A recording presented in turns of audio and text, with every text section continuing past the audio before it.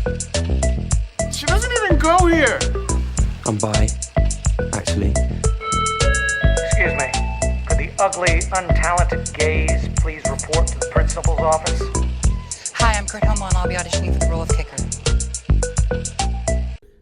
Hello! Welcome in, everybody. Thank you so much for tuning in to today's episode of Not So Straight Nerds. I'm your host, Luke. And I'm your host, Alicia. And today, we are talking about Super Mario Galaxy! Come on, I kind of hate that. So this is the sequel to Illumination's Super Mario Bros. Movie. And I think that this was a very highly anticipated animated project. I think certainly everyone and their mother knew that this was going to make $1 billion at least. Yeah.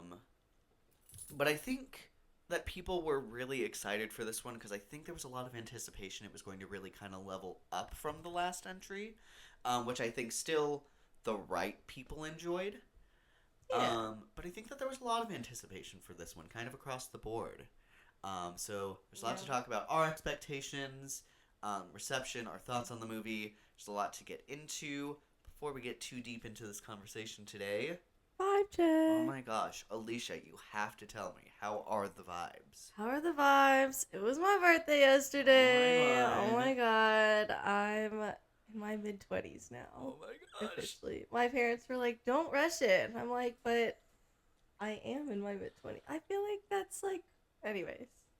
So, I'm excited. I had a great day yesterday. I got a lot of birthday freebies. It's my little birthday tradition. I do it every single year.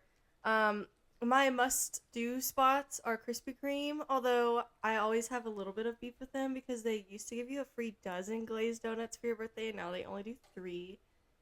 Bastards. And then, I don't know, some sort of caffeinated beverage. So I went to 7 Brew yesterday. I was like, do I have to show you anything? And they're like, nah, I believe you.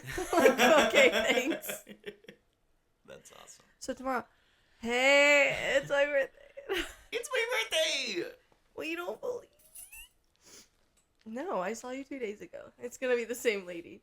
No, yeah. But I got a lot more than that. Like, a lot more than that. So I love getting birthday freebies. So, period. We love. Anyways, how are you? I'm vibing. Basically, played a bunch of different games that Cole wanted me to play with him yesterday. Yeah. I played a lot of his games, which was very fun. Cool. There are some games I've been hesitant to get into with him, and I gave them a try, like Predecessor, which he plays a lot, and that's pretty fun. So it was fun. My mom bought me something I've been wanting for a while for my Switch, like a micro SD card, so I can have more storage. Mm-hmm. And that is so nice. I've been transferring because I've been playing slowly but surely the Life is Strange games. I played True Colors a few years ago, not knowing that it wasn't the first in the bunch. I just was told it was really good, so I bought it. This is when I first got my Switch. The guy was like, you should buy these games. And I was like, okay. And then they were all great recommendations, so it worked out. Okay. But now I'm going back because the new game, Life is Strange Reunion, is out. But they take up a lot of gigabytes if you don't have the actual chip. So that will help. Absolutely. For sure. Yeah, it's fun. Yeah. Fuck it.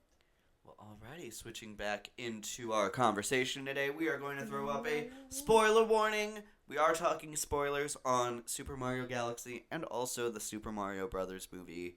If you haven't seen those already, you can go see them. I want to say, I know Super Mario Brothers was on Netflix at some point. I don't know if it still is, but you can see Super Mario Galaxy in theaters right now. So you can do that and then circle on right back to us. Mm-hmm. You have been warned. Alrighty. So I wanted to start this conversation first by asking, because I feel like I maybe vaguely know, but how much did you know about like Mario and Friends going into, let's say, even just the first Mario Bros. Movie? I mean, not a crazy ton. I had a Wii growing up. I've never owned an Xbox or a PlayStation, I've played a little bit on the Xbox at a friend's house. Like I've played Tomb Raider and Halo at her house. But I've never owned one. I've only ever owned a Wii until I was in college and had enough money to buy a Switch. So I played a lot of Mario and Sonic Olympic games. That was my thing. I loved those games. So I had kind of the best of both worlds with the character options. So I recognized a lot of the characters, but I didn't play the proper games to know like any lore really. I knew Bowser was like a bad guy typically.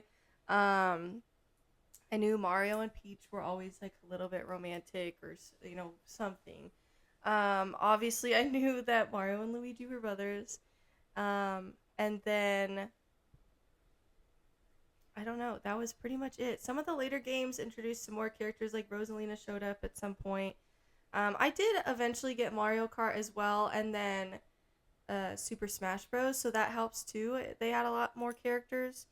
One of my favorites was Yoshi, so very excited that he was in this movie. I feel like, well, we did already do a spoiler warning, but also if you saw the first one, you knew he was going to be in this movie. Or the trailer, you knew he was going to be in here. Yeah. So it was very fun to see him show up.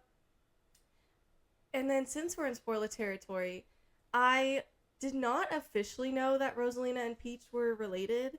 But that makes total sense to me. Like, it's something like I never thought about enough to like Google, but I always knew that they like looked alike. I always thought her and Daisy looked a lot alike too. So. Well, and let me say, I don't think that's ever been canonized before. So that's Oh, something okay. they made for this movie. Okay. And it's made directly with Nintendo. So I can only, maybe spectate that that's officially canon.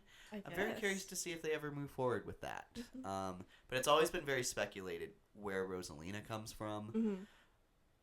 And now they've offered an answer. And we'll see how far they want to run with that answer. Yeah. That makes sense to me, making that choice. So, not very surprised.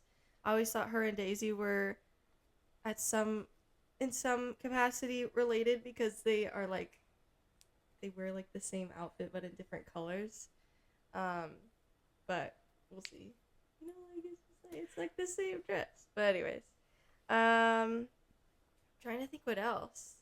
We'll get to characters we want to see in future movies. For sure. Later.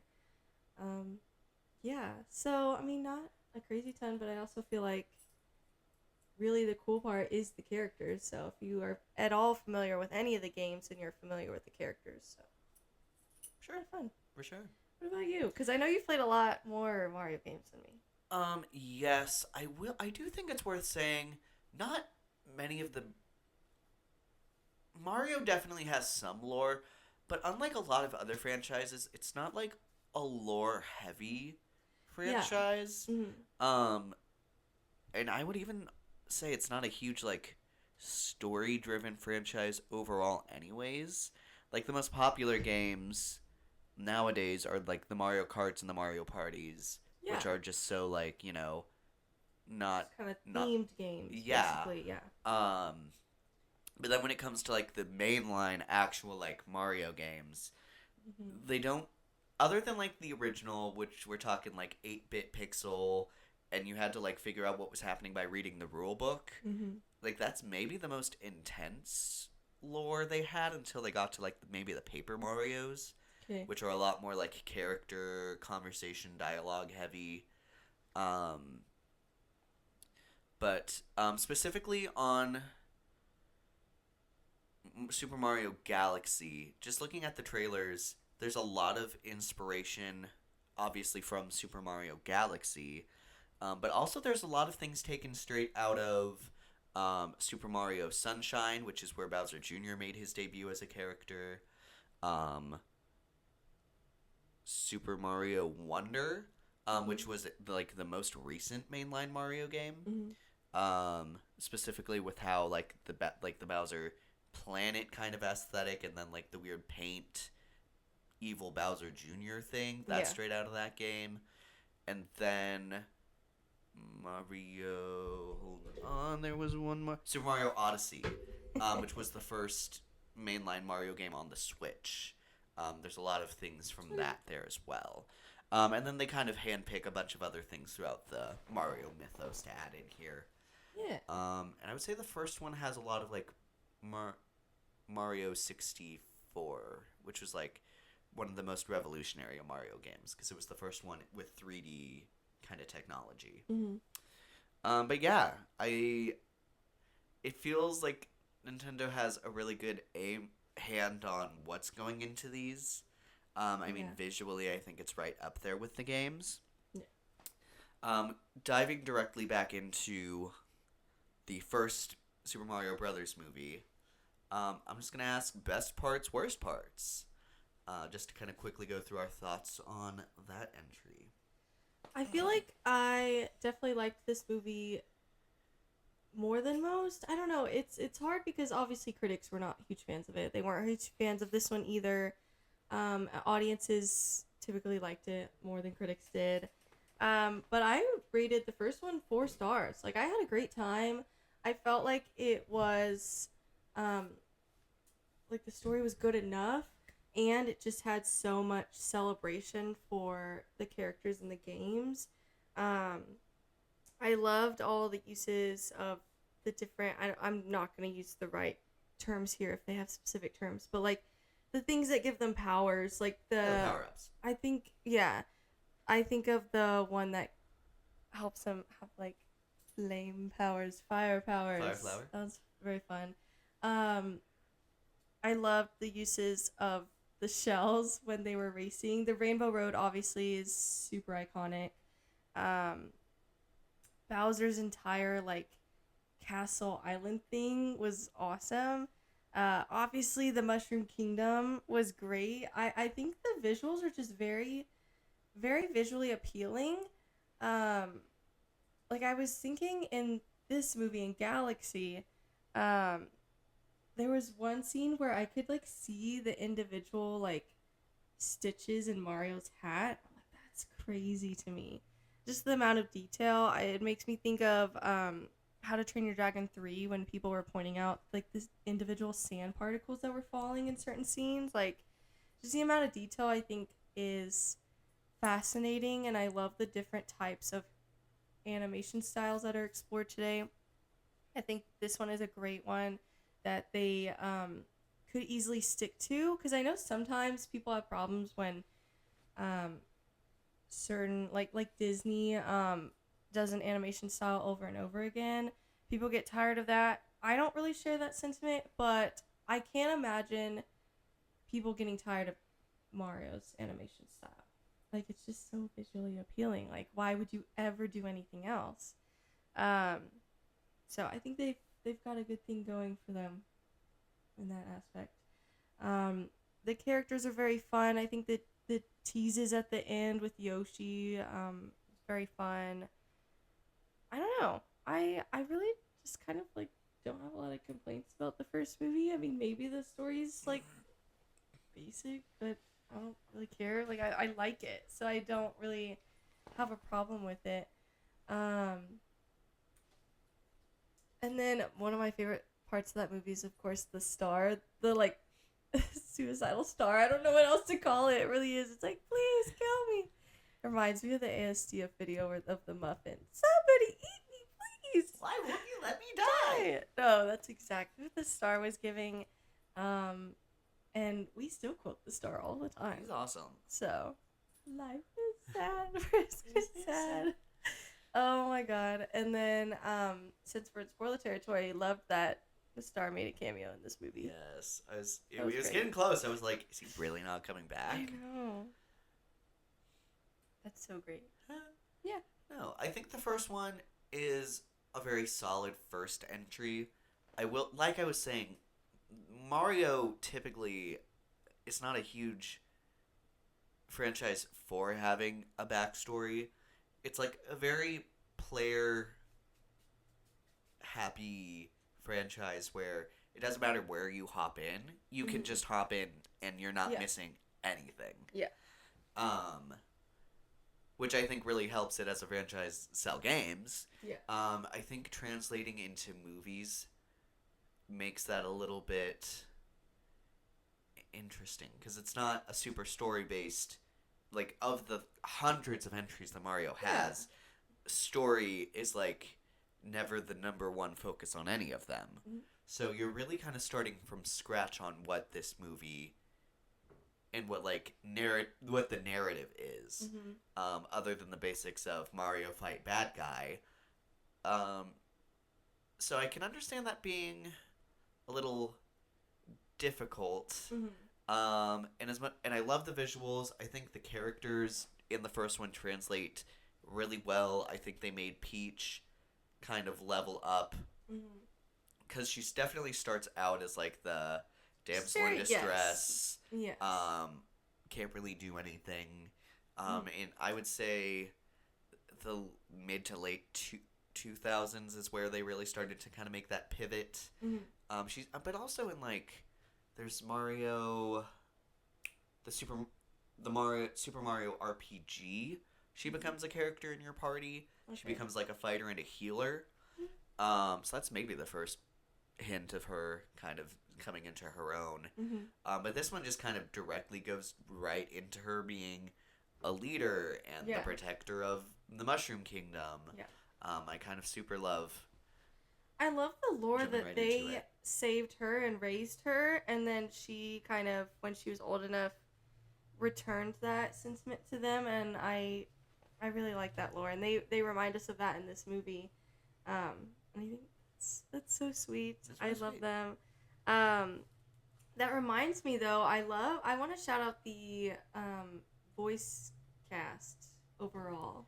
Most of it. Yes, I would say it's not a huge hot take to say Chris Pratt is not my favorite for Mario. I will say, I think he does I would even say much better job in the first one than he does in the second entry. I think it's just a lazy performance. I don't know. It's not like all of the voice actors are doing something special for their characters, but like I think of Anya Taylor-Joy, her voice just fits really well with Peach, so it's like she doesn't need to do anything more that like is Peach to me. I mean, our main cast, Charlie Day as Luigi, I think is perfect. He's great. Jack Black as Bowser, and I think Jack Black, especially choice. recently, has had too much of a resurgence.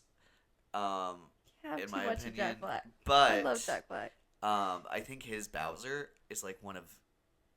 I mean, the Peaches song was everywhere. Oh my gosh! And it's one of those that's just so close to being horrible, but it's funny, so it works. It's like he's very aware that he's not, the best singer on earth, and he's just having fun with it, and he's making it fit its character very well. And then who voices Toad? That is Keegan-Michael Key. Yes. I think he also does a great He job. does It's not the great. typical screechy Toad voice, and I am so thankful that they decided to pivot away from that. Yeah, I mean, it's like the certain things we talked about in Project Hail Mary, like, it worked in the book, but I think it was a good choice to change it for the movie. Like, they're different things, so I think it's okay Absolutely. to not have to listen to an annoying voice for 2 hours. I love, also in the first one, I think Donkey Kong was really fun. Seth Rogen as Donkey Kong was also very fun. Oh, I miss him. Come back. I was please. actually very surprised he didn't return in this movie. Not even a little bit. Um, There was a monkey who was a menace. I loved in the first one the differentiation between all of the different places. Like, everything felt super different. Yeah. It felt like you were playing Mario Kart and picking the different lands you were about to go to, so... Oh, I love when Mario and Peach are doing the little obstacle course to kind of practice. Is very fun. I love when they pick out their vehicles. It's just like a love letter to the games. It really is. The first one. So. Even though, and it also, I think it's funny that movie also has the panic attack scene that a lot of 2023 movies had. Mm-hmm. And then I would say my biggest problem with the first one is, I think the script is just incredibly bare bones. Sure. Like, it's there. You have an arc. It works. And I think it's fine. Aesthetically, it's 10 out of 10. I will say, going Sorry. into the second one, in my head, I was like, I feel like there's nowhere to go really, but like I feel like it's gonna be hard to have a decrease in script quality going into the second one. And needless to say, It does. it does. It aggressively does. Yeah. But yeah, the first one I think is fun. I think visually there's enough going on, and like having an introduction to a world through a character is always, I think, a really great pitch. It really helps the audience be in the same place and being introduced to things, having things shown how they work. I think that really helps the first movie a lot. Yeah. I think it helps that the first movie, everything's new. It's proving to audiences that we understand the lore, we understand what people, well, like, not lore, but like the way that they go to each place, like they understand what people love about the games. And they prove that in the movie. And so the script being okay is fine for the first movie. I think the second movie you don't have the advantage of proving that. So then you have to kind of rely on the script. So then if it's mediocre, then it sticks out more. I would agree to that for the most part. I think we can switch gears to the new one officially, even though we keep kind of jabbing at it. Any last thoughts on this first entry? I don't think so. I think it was a solid first entry. I still like rewatching it. And I'm interested to do maybe like a back-to-back rewatch of the two. I wonder how that would be. Alrighty. Switching over to Super Mario Galaxy, what were your expectations going into this one? I was excited. I was excited for the new characters. Very excited for Rosalina. I think a lot of people were excited for Rosalina, especially with Brie Larson. I think it's interesting how, like, you had your initial, like, oh, it's Brie Larson people. But it just shows how fake that is when, like, a couple months later when she kept talking about how much she loved the game and has always loved the games, they immediately turned it around and were like, this was the best choice. Like, I've always liked Brie Larson. Like, it's just so fake. I'm like, it's awesome to have someone so dedicated. Except they hated her when she was the same way with Captain Marvel. Anyways. So, I have always liked Brie Larson. She's always been amazing. So I was very excited for that. And then it was just an extra fun surprise to see how much she loved the games. Even my mom's a teacher, and she was saying how her kids the other day were asking, like, what's the blue lady's name? What's the lady in the blue dress? Like, they were very excited for her. So, and she didn't know. She said, I kept trying to Google it. I forgot what she said. Something else kept pulling up every single time. But I told her the name. So she's like, I'll tell my kids next week. So, yeah, I thought that was cute. There is something to be said, which we'll get into a little bit later, that Rosalina is barely in the movie, despite everyone having so much hype for that. But anyways, I was very excited for her. And then Yoshi as well. And then I, like, the whole time was really, really, really wanting Daisy to come into the mix or, like, be teased in some way. So we'll get to that later, too. Absolutely. Yeah. I Be right back. was very excited for this movie. I will say I kind of really thought this was going to be kind of a very keystone movie for Illumination and Nintendo, because they kept talking about all of the things that were going to be, like, in the movie. Like, I remember in the last couple of weeks they revealed that Star Fox was going to be here. Yeah. And I remember kind of at that point being like, what an awesome way to kind of expand and make a Nintendo cinematic universe. Yeah. I know that kind of throws some people off, but I think that there's enough awesome content within Nintendo to kind of warrant it here. Yeah. And then, like, look at how popular Smash Bros. Is, bringing all of these characters together for whatever reason. One of the previous Smash Brothers games has a story mode, and I absolutely love that story mode. Okay. The Subspace Emissary, love it. So I was super excited for this to kind of open doors for what could come in the future. We already know that there's a live action Legend of Zelda movie happening. I think while I think an animated version of that would be much better. I can see some appeal to having it live action. I think a live action odes a lot to the original games, which are very kind of, I don't want to say bare bones, but very like one person against, like in a wilderness fighting to save a person, and there's like limited people around them. I don't know. There's an aesthetic that I could see them going for that works, but especially like 2000s and on Zelda, like, oh my gosh, animate that stuff. It's so cool. So we'll see on that. My dream would be that they do a live action and then an animated to tie into this stuff, which would be just perfect. Yeah. Please. What else? Rosalina, I think, looked awesome. I also love Bowser Jr. He's, like, if I can pick him in a game, I'm picking him. So I was so excited to see him come in here. Yoshi, I thought was cool. Rosalina, I think they really kind of leveled her up in the trailers to make her a badass, but still such, like, an elegant princess vibe about her, which I thought was so cool. Yeah. Yeah, and then having most of these characters return, I was super excited about. Even if I think in the trailers, it's hinting that Mario's like the most boring character in the movie, which turns out to be aggressively true as well. Yeah. He's always been pretty boring to me. I've almost never picked him in any of the games I've played. I've picked Luigi more than him. I don't know why. It's just like, I don't know. I guess I don't see the appeal. Like, I picked Sonic a lot in the Mario and Sonic games. It's just something about Mario. Well, I don't know. Mario is such like a protagonist character to the point where they kind of don't have a lot of personality behind him. Like Sonic is a super personable big character.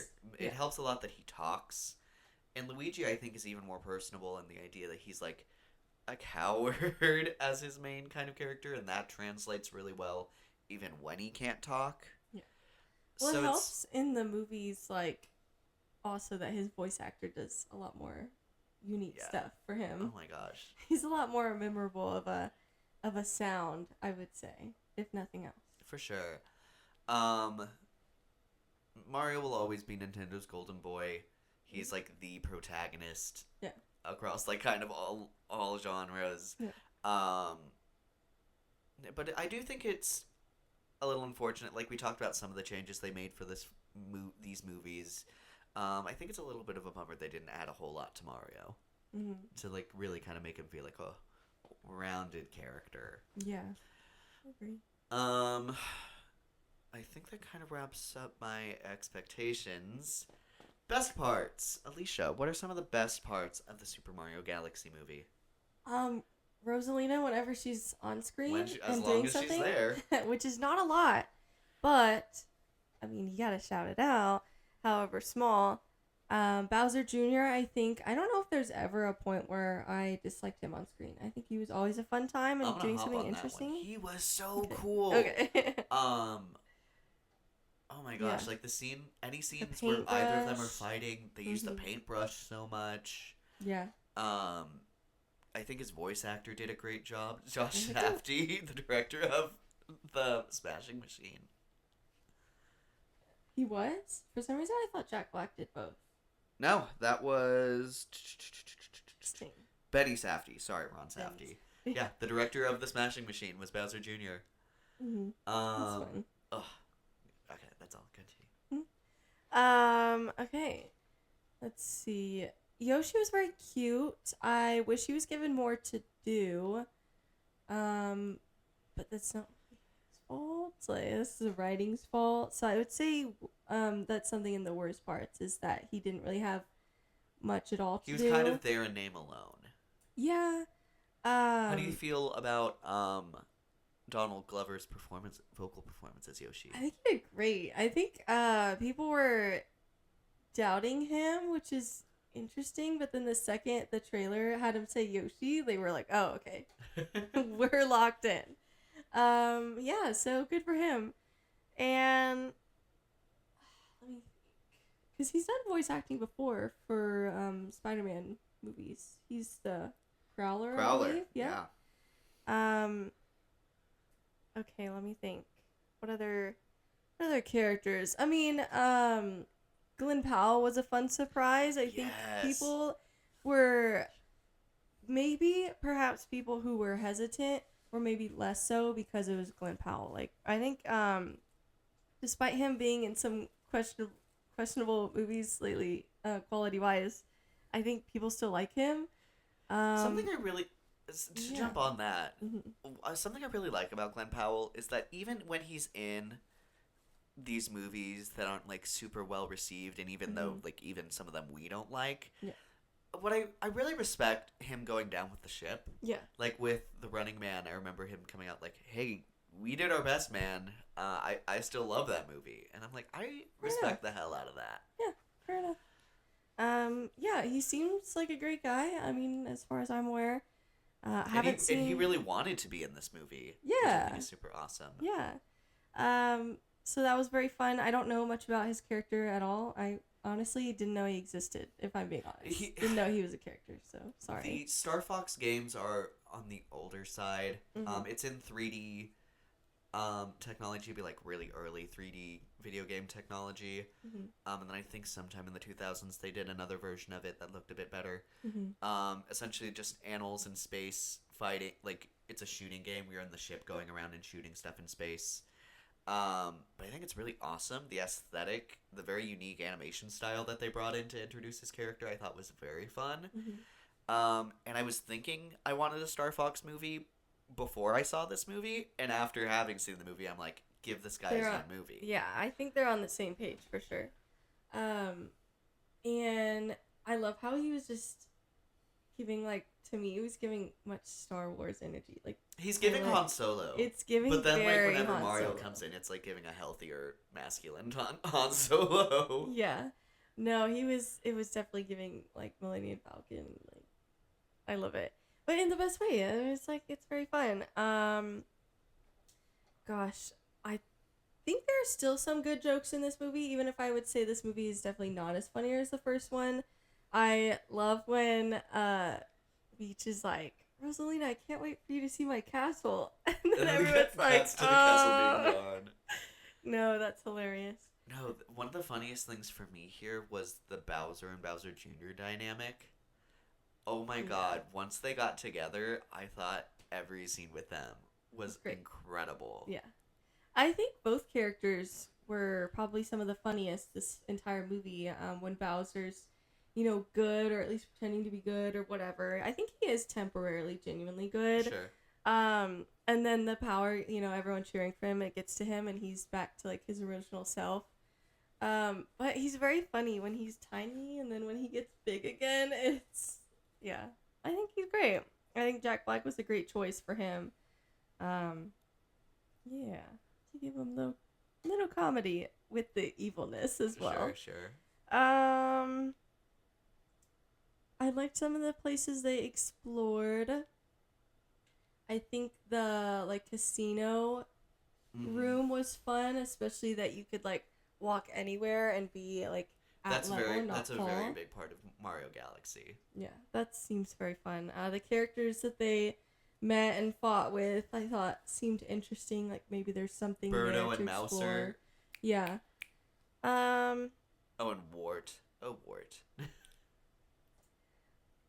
I don't know. I feel like I'm forgetting things. I'm trying not to go to the post credits just yet. But both of them were good. Maybe I'll just go there. Both of the post credits I thought were really good. Obviously the first one we get the star back, the star from the first movie that I love. He was hilarious. And then the second one, since we're in spoiler territory, we officially get Daisy. So excited for her. I literally clapped in theater. I'm like, in theaters. And half of our theater was gone. I'm like, you don't even know. You're going to have to find this out later. Because you're lame. I'm like, especially after the first movie had post-credit scenes.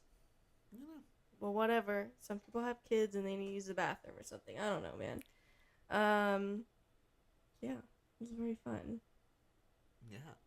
I'm gonna add, and I love the visuals. Yeah. Which we'll circle back to in a little bit. But I also love the action here. Like, I think all of the fight scenes are choreographed really well. Yeah. And I think they're all really visually interesting and exciting. I love that Peach gets her umbrella and then uses Yes, that the umbrella's very awesome. often in the movie. Yeah. I don't know. Beyond that, I think you really kind of hit all of the major How likes for me. How do you feel about Baby Mario and Luigi? So, I think, and by the way, that whole like dinosaur island, that dinosaur is ripped right out of Mario Odyssey. Okay. So there's not just a completely random dinosaur here. I like Peach being upset that there's another dinosaur. It's like, we keep getting dinosaurs. That was a good line. Yeah. There's also a fun reference here. One of Yoshi's earliest games was called Yoshi Island, and it's all about Yoshi finding a baby Mario. And I knew the baby characters were a thing. In Baby Mario, that's where the baby characters were introduced on Yoshi Island. Mm-hmm. And every time Yoshi gets hit, Mario goes into a bubble, starts crying, and Yoshi has to pop in and get it back in his back, and the crying is notoriously so annoying. Oh no. So I did like kind of that reference, especially because Yoshi's the one taking care of the babies. Which I thought is if you're gonna do it, that's kind of the thing to do. Yeah. I would say it kind of falls into one of my biggest criticisms. Let's roll right over into worse things. Mm-hmm. In that this movie is filled to the fucking brim of references and content. Mm-hmm. There is so much here. I think if you added a tenth of the characters, if you just had a tenth of the characters you added here in the movie, you'd still have a very well-paced movie. Yeah. I think the first movie did a much better job at having those references, but making them flow much better. It gives a make lot a of lot more room more for sense. things to breathe. Yes. The Mario Kart segment has a lot of its own. Coming into the Donkey Kong Kingdom has its own thing. Yeah. Every place kind of has its own purpose and time to kind of be there and get it. Yeah. This movie is just moving so fast because it's trying to just have so many characters and things happen. Yeah. And I think it really sacrifices a lot of the quality to kind of do that. And my thought is, I think any Mario movie you make is going to be $1 billion.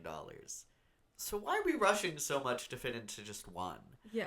I feel like it was frustrating to have two very beloved characters, I think Yoshi and Rosalina, and then them have next to nothing to do here. And our main characters still have a lot to do. It's you need to find ways to incorporate them with the main group or don't have them. I would have rather not have the two characters if they weren't going to do anything with them. Really, why is Rosalina here? Honestly, she probably could have been pretty easily cut from this movie, and they could have easily done something else for Bowser Jr. If you're doing a Mario Galaxy movie, you have to have her, but it's but then do something with her. I agree. You know? I don't know. It's just frustrating. Don't just have her there to be the power source. That's such a lazy insert for her. I would say I saw a tweet that was advertised as a big deal in the trailers, super powerful, but then 10 minutes of screen time. Captain Marvel Welcome in back, Endgame. Captain Marvel in Endgame. Yeah, I was Yeah. that is so true. Gosh. They literally gave her an entire movie for her to be that's so you know who she is in Endgame when she's barely in Endgame. I'm okay. No, and then I think, and let me know how you feel about this. I feel like the only new character that really gets any room to breathe is Bowser Jr. Yeah. I also feel like Star Fox was given enough to do. I agree. As a supporting character, I agree. Yes. But That's fair. yeah, I'm no, Bowser Jr. for sure. Star Fox enough as a supporting character to Definitely get enough a to really spin-off. want more. Mhm. Especially because he's so, like, not in this franchise. Mhm. I feel like he's in here, like, the perfect amount, considering it's a huge surprise that he's here in the first place. Yeah. Yeah, I really feel like Rosalina and Yoshi both kind of deserve a lot more. Absolutely. I don't know. If we ever have another Mario movie, I don't know if Rosalina necessarily makes the cut to be here, which I think is really sad. And also, like, why is Yoshi here? They saved him, and for what? What is He's he not even doing? related to, like, the main plot at all. At I will say all. they level him up in a fun way where he uses his tongue, Mhm. like, specifically in, like, the dinosaur scene to do some really fun stuff. Yeah. But It was reminding me of Luffy from One Piece with the neck bite thing. sure. I love that.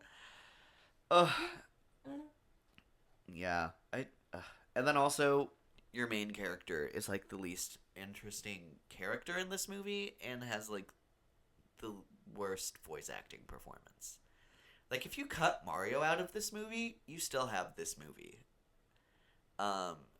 And I don't think anyone really goes through an arc at all, which I think is kind of screenwriting 101. I mean, they try with Bowser, but then he just And then he becomes regresses, evil and which then is gets burned alive, which is crazy. That was a crazy scene. It was kind of giving Hoppers. Right, like the yeah. Obviously he was. I was curious how they were gonna do it. I was curious if he was gonna come back out of the lava really big, Mhm. or if he was gonna come back as Dry Bones. Dry Bones was a really fun choice. Mhm.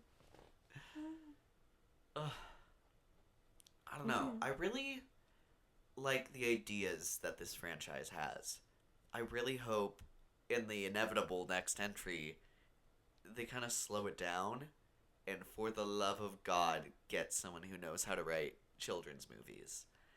I think that's what you need because clearly, the people involved love these games and love these characters. So I don't want them to be replaced, but maybe perhaps add some people on who value the script over everything else. Let them stay because they know how to do how to incorporate fun things, but then have the person who cares about the script make it flow in a better way. Have it. I think really it's lacking a lot of substance. Yeah. Like you're not having your characters change a whole lot. There's not like an overarching. There's not like a character arc at all. You don't have any themes here. It's not really exploring any ideas. And I can understand the audience that's like, it's a fun movie. It only needs to be a fun movie. I think that there's so many examples of great kid/family aimed movies that can be a really fun time and be something of substance. Yeah. I think the argument that you can't have those two in the same thing and don't need to have both of those in the same thing, I think are, you're allowed to have your opinion, but I think that's very kind of talking down to this art form. Yeah. I mean, I think of the animated movies that were just nominated at the Oscars, like K-pop Demon Hunters was really great, Zootopia 2, Elio, like, there's some really good examples just there. You don't even have to look very far back. Not at all. So I don't know. I really hope, and whenever we kind of look at Illumination as kind of a whole, I'd love to have a conversation if maybe this is a common theme at all. Or if maybe just because of the Nintendo hand in here, maybe there's kind of a hesitancy to go full what everyone else is doing. mm-hmm. I'm very curious what Nintendo's hand in all of this is, because they don't make movies, they make games. But there is a lot of difference between making a video game and making a movie. Very much so. Yeah. I want to say it was Brie Larson who said, we've taken so much from movies, we should take more from video games, or vice versa. Yeah, she said something along those lines. I don't remember the full quote, but I liked it. I liked that she wanted to work more with both art forms. I hope she pushes for that and someone listens to her. I mean, maybe like with the next movie. That would be very nice. So. For sure. Boom, boom, boom, boom. Anything Clap. else? Anything else, or do we want to rank the films? I want to talk about some of the critical responses to this movie. Okay. So, I don't know how much of this you've seen, but I've seen multiple people kind of refer to this as Cocomelon the movie. I think that's... I can see where that's coming from because it's very visually appealing and I can understand the argument that it's overstimulating because there's so much happening in this movie, basically in every single frame. Mm-hmm. I think that's very reductive, and I think you compare a super busy frame in 3D animation to like one of the Studio Ghibli movies where it's like hand drawn, but there's so much happening in every single frame, and I'm like, yes, one is I think more of a hand drawn, and I think Studio Ghibli films look gorgeous. So not comparing the quality, but the effort to make all of these frames be very full and active. I think to compare it to Cocomelon is kind of like douchey. Come on, man. You also said worse than AI, so they said it was worse than AI. One of the trades reported that this movie was worse than AI. And I'm gonna shut that shit down right now. No. Anything that was actually made by human beings is immediately better than AI. Because AI is just, when it comes to this, it's just stealing other people's art. That's all it is. Obviously there are different uses of AI, but when it comes to like making an AI movie or something, yeah, you're just stealing people's art, mixing it together, and putting it on a page. Yeah. So no, this could be like the worst movie alive, and I would still say, which it's not, and I would still say it's far better than AI because at least it's original and done by humans. Yeah, I think both of these arguments, hearing them makes me really not care about what you have to say because they're not critiques of the movie. They're just kind of invalidating the animation art form. Even if you don't like the animation style, then say that. Yeah. Like, there's things... And I don't love this movie. But, like, if you're going... Especially if you're going to be in the field of... Especially such a high place in critiquing film, you have to be able to critique films. Yeah, I agree. It's like... people tend to complain that Letterboxd has really, really short, like, pointless reviews. I don't think that's the place to seek out a lot of in-depth reviews and critiques of films. But when you post online and you're supposed to be, like, a page for things like that, I think that's when people are allowed to. For sure, because Letterboxd is a social media. End of the day. Yeah. So, like, you can follow the people who want to focus on that, and then that's where you can get that from the app, but it's a social media app. People are going to post what they want to post. Yeah. So, anyways. No, for sure. I think that's the last real comment I had on the movie. Ranking Illumination films! So, they've had 16 films. Or I guess maybe... Yeah. So... I have seen, of all of their films, 14 now. Same. But I will do a disclaimer. So I have seen 14. I have not seen Migration and The Secret Life of Pets 2. However, some of these on Letterboxd I have not seen in a while, and therefore have not rated them. So I'm doing my best to rank. I decided on 10 that I can remember enough of to rank them close enough. Sure. So 4 of them I don't remember enough and didn't put them on here. So just a disclaimer. Anyways. Alrighty. So I'm doing my last 4 to catch up to her. So at 14 I have The Secret Life of Pets. I will say I only saw this in theaters, and I remember aggressively not liking it. It was so not... It's probably incredibly biased, and I definitely need to watch it again, because I think we had gone to that movie instead of a movie I'd actually really wanted to see. No, so that's worse.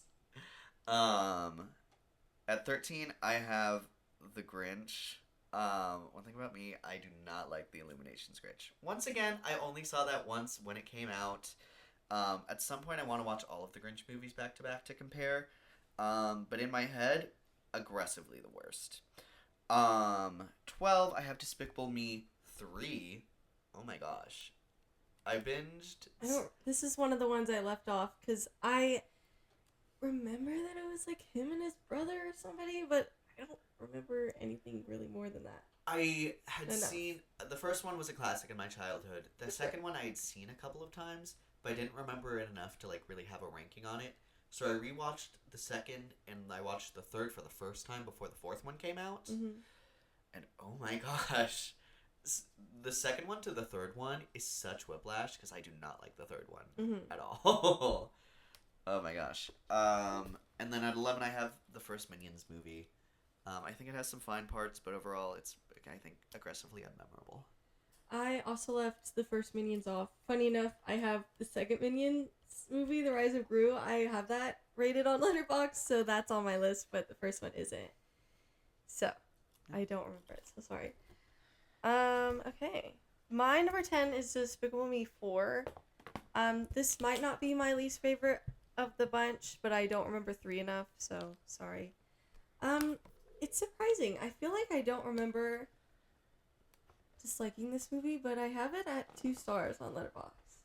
I think it's because I love the song from this movie, like the Double Life song. I love that song. That was on my playlist for months after this movie. So maybe in my mind I'm like, why didn't I like this? But I liked the song. Anyways.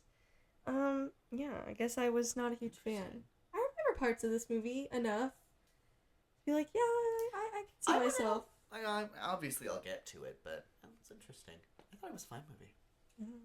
I would like to rewatch them, and the Minions movies before the Marathon! Minions. Yeah. I think that would actually be a fine marathon overall. Overall, aggressively fine, I think. Yeah. Highs and lows. At number 10, I have Hop, the only semi-live action film that Illumination has under its belt. James Marsden, I'm a sucker for the guy. And then having him end up being the Easter Bunny, so fun. Once again, I could not tell you the last time I've seen this movie, but I remember it being solidly fun.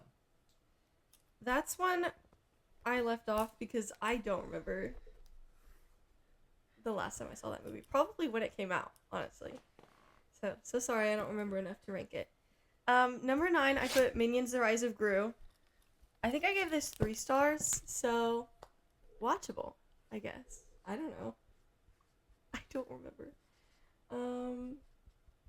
This list is going great, guys. No, it's okay. I remember the next one. Don't even worry. I believe in you.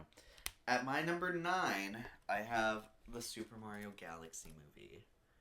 I think visually it is stunning. I think I like what characters they're trying to add here. But the script, I think, is a real detriment to what I think is a gorgeous movie. And I think it had a lot going for it. I think they kind of fumbled. It's still going to make a lot of money. They're still going to make more. I hope that there's a way that they can learn some lessons so that we can improve the quality of the next one. Please, please, please. Haha, that's also my next one. Don't worry, guys. I remember this one. I saw it 3 days ago. I don't have that bad of a memory. Don't worry. Yeah, I kind of agree. I feel like it was okay. I think last minute you told me about the bad Rotten Tomatoes score, the one that was worse than the first one. So I kind of went into it expecting it to be like not as good as the first one, but I still gave it 3 stars. So I would still say it's watchable, it's worth it. There are things to improve on, for Absolutely. At number 8, and I think we're officially in the parts of, like, I would call these good movies. I have Migration. This one was pretty cute. Do you know? I've not seen this one. Do you know anything about it? I mean, I saw the trailer. It's a pretty cute movie. I know they migrate. The voice performances I remember being pretty fun. Mm-hmm. I think it's a really solid movie, especially for such a simple concept. Also, I don't know why that reminded me of this, but shout out to Swapped, the movie coming out later this year with Michael B. Jordan, because they now are advertising him as Academy Award winner. That is fun. Period. I'm so excited for that. My number 7 is Despicable Me 2. I don't remember a lot of this movie at all, so this might be higher or lower if I'm being honest. But I remember it has the love interest, the lipstick taser lady in it, and I loved her. Lucy! I love her. So I'm like, I can't have disliked this movie that much. So I'll put it here to be safe. But I feel like if anything else, this would be higher in a rewatch. But we'll see. I have a list on Letterboxd, so I will be updating that over the next few months in case anyone cares. Okay. My number 7, I have Despicable Me 4. Yeah, I remember this one was solid. It kind of continues the Lucy and Gru dynamic in a way I really liked. I remember the villain was pretty fun, with the cockroach. And then the neighbor next door, super girly girl who also wants to be a supervillain, I thought was very fun. I thought this was a very fun movie. Especially because I went into this movie with some pretty low expectations, especially following 3. So I was pleasantly surprised by this movie. Yeah. My number 6 is Sing 2.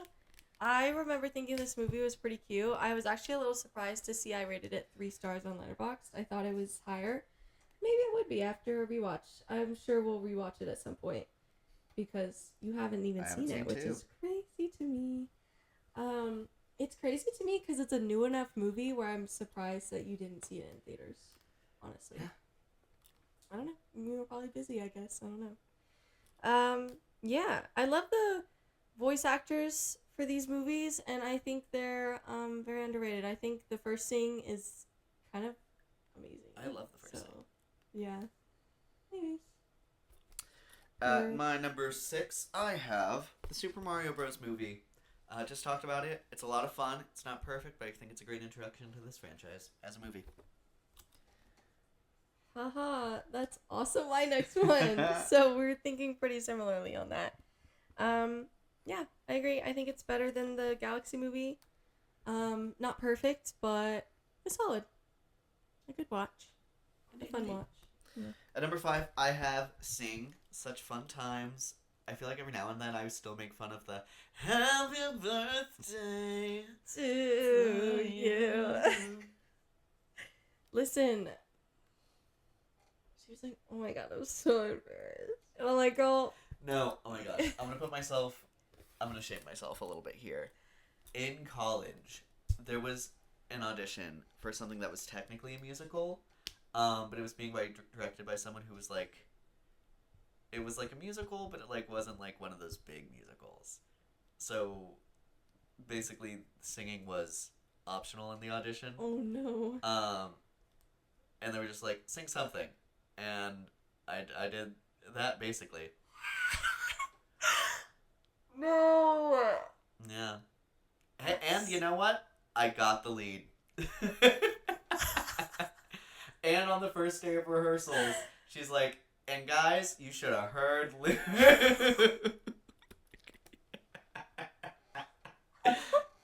Oh my god. So is she secretly my spirit animal? Maybe. No, I think people hate on her too much for that. They compare her to Haley Steinfeld's character in Pitch Perfect 2, and I think that's criminal. Criminal. I think people are too harsh on her character too, but anyways, that's a story for another time. That's so funny. That's crazy. No. My next one, controversial. Well, to Luke, at least. I actually don't know how the general public thinks about this film. I put The Grinch. This is my hot take. This is my favorite version. I mean, I'll always like the original, obviously. And I'm not a hater of the Jim Carrey version, like, in the way that my mom is. But I do think it's very sad. Which I get is the point. Like, it should be sad. Like, they're bullying him most of the movie. But I don't want to see that in a Christmas movie. I want it to, like, make me feel happy. So sorry that I want to be happy on Christmas. Sorry, Jim Carrey. I still think that movie's good, but it is my least favorite of the three. But I think I have it rated like 3 or 3.5 stars. This one's like 4 stars. And the original, I mean, it's hard because the original's so short. So of course it's not fleshed out like the others are. But it's a classic. It's very cute. And it inspired what we have now. So clearly it's very iconic. But yeah, I like this version. I don't know. So does my mom. It's both of our favorites of the three. We have the same ranking. Anyways. My number 4, I have Minions: Rise of Gru. Seeing this in theaters at the time was so fun. Do you remember the people dressing up to go see Minions? Yes. I That was the suit thing? Yes. I do remember that. I thought that was so fun. And I thought this movie was a blast. Yeah. I think there were people in our theater that dressed up and sat in like the first 2 rows, which was like the thing. I remember really liking the villain character designs. Like, you had a bunch of different villains who had very different tropey abilities. They were really fun. I remember the gadgets were super fun. Gru's in this one, and I thought he had a pretty decent arc. I thought this was a really solid entry. I only gave it 3 out of 5 stars, but it was also years ago when it first came out, and I do have different tastes now, so we shall see. Like I said, I will be doing a rewatch. My number 3 is Sing. I think this is genuinely a phenomenal movie. I don't have a rating of it on Letterboxd, but I still put it this high because I just know it's at least 4 stars, if not higher. I think this is great. I still listen to the songs from the album every now and then. Tori Kelly was a great choice for the elephant. She has a great voice, very underrated voice. She's kind of like Zara Larsson in that way, where I'm surprised they're not bigger than they are because they're very talented. But Zara Larson's having her moment, so maybe Tori Kelly will at some point. But anyways. At number 3, I have Despicable Me 2. Oh my gosh. What? Oh, I love this movie. I think bringing in, like, the secret agency part was really fun. Having Gru switch to being a secret agent, I think, was a great idea for a sequel. And I love him and Lucy. I think them forming their relationship, and then also her stepping into, like, a mother role for the kids, I thought was so sweet. Mm-hmm. Oh my gosh, I love this movie. Yeah. My number 2, and I went ahead and put my number 1, was The Lorax and Despicable Me. I think these top 3 are probably, like, near perfect, I would say. I don't know. The Lorax is a classic, and I quote it all the time. The, like, good morning thing. I always butcher it, but it's funny. It's funny that I butcher it. They're like, good morning. I can't ever do it, but it's really funny every time. And then no, sometimes I've thought about putting that as my alarm. Oh my Actually, gosh. but I think that would be a little jarring, and I would get sick of it. So I haven't done it yet. And then let it die, let it die, let it shiver, let it die. No, I love it so much. And then Taylor Swift is in this movie, and it will, I think, probably forever be her best movie. Can't imagine it gets better than that. And then Despicable Me. Not the Hannah Montana movie? Ooh, good pick, but she's not in it anywhere near the amount than this, so she doesn't really contribute much to that, other than a very good song. But And she wrote the you know, last that's song, it. apparently. That's true. That's true. And then Despicable Me is a classic for a reason. So good. I love Despicable Me. How do I say this in a vague way? I know a child who is obsessed with this movie, and he can quote like the whole thing, and then because of that, now I can quote like half of this. No, there's a scene I seriously can quote like several parts of this movie. But it's great. It's one of those, like, I feel like I don't have children, and I probably won't have children for a while. But I feel like when you have children, you always hope that they are obsessed with things that you can tolerate. I would imagine. That's why I'm like kind of surprised that so many parents do Cocomelon, because I would like pull my hair out if I heard that too often. Despicable Me is one like I would love if my kid was obsessed with that. Troll. I babysat for a kid one time who only wanted to watch Trolls all day. We watched it like 4 times in one day, and it was kind of awesome. I still like that Troll. You would think I would get sick of that, and I didn't. So yeah, the classics. Iconic. My number 2 and number 1 are also the same. I have The Lorax and Despicable Me. Two, I think, very influential animated films. Gosh, The Lorax gave us the Onceler, and The Lorax, who people still love and adore, not to mention the Let It Die guy. Dude, oh, that's why that movie had a resurgence for me, is because of the Ashley person on TikTok. I think that's her name, Ashley, Ashby? something like Ashby. That's what it is. She's hilarious. I never had sexual relations with that tree. I had it with that one. No, and I love that people are still dressing up as a Onceler for Halloween. I think that's iconic, and I get it, and I kind of also want to do it. The Onceler's, oh my gosh. And then Despicable Me, what an amazing film. Yeah. Like, no wonder Minions caught on so much. Yeah. I wonder if they would have caught on anyways, regardless of this film, but it's like a classic of the 2000s. Yeah. So fun. Yeah. Also, we're past an hour. We're trying to keep this episode fairly short for you guys. Yeah, absolutely. I think we wrapped that up anyways. I did want to briefly touch on, we have another Illumination movie coming out this year, Minions and Monsters. Once they added the and Monsters part to the trailer, I was immediately so much more excited for this movie. Yeah. I love me a monster. I think that's gonna be great. Yeah, I'm excited for it. I feel like I always love a good Minions movie. Even if it's stupid, it's like, again, it's like the Peaches song. Like, it's funny enough to where even if it's stupid, it works and it's entertaining. Sure, like, sure. I don't care. Other quick question, any other Nintendo movies you'd like to see made? Star Fox for sure, which of course I think they were teasing in the movie. Uh-huh. I don't know if it's already in the works or if they were just testing audiences' reaction to it. Mm-hmm. But I think, that's definitely positive enough where I think if it's not already in the works, it will be soon. People have been talking about they want a Princess Peach movie. They want Luigi's Mansion, which you were mentioning. So there are other people on that train. I don't really care what they they can make a Rosalina movie, Yoshi movie. I'll be there for all of them. Because I love these characters. I think it would be fun maybe to do something with Donkey Kong since he wasn't in this one. And Donkey Kong has his own game franchise, so he has his own supporting characters. I would love for him to have his own movie. He has his own villain. Yeah. My question, you can add to that, but my question is, what characters would you like to see in the future? Other than Daisy, of course, we have that confirmed, but anyone else? I think Wario and Waluigi would be some other really good villains. Yeah. I don't think there's a game you can really go off of,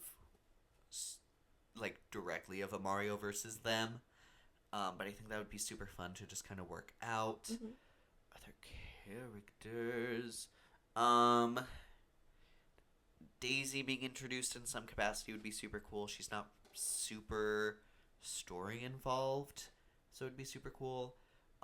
Maybe they make a Super Mario Galaxy 2 and they give the Mario Face Planet ship a thing. I don't know if you've seen that, but basically in Mario Galaxy, Rosalina's giant spaceship is the hub. Mm-hmm. In the second one, it's like this planet shaped like Mario's head that goes around planet to planet. And I'm surprised. I really thought that's what she was making whenever they were at the very end and the planet became an actual planet. Yeah.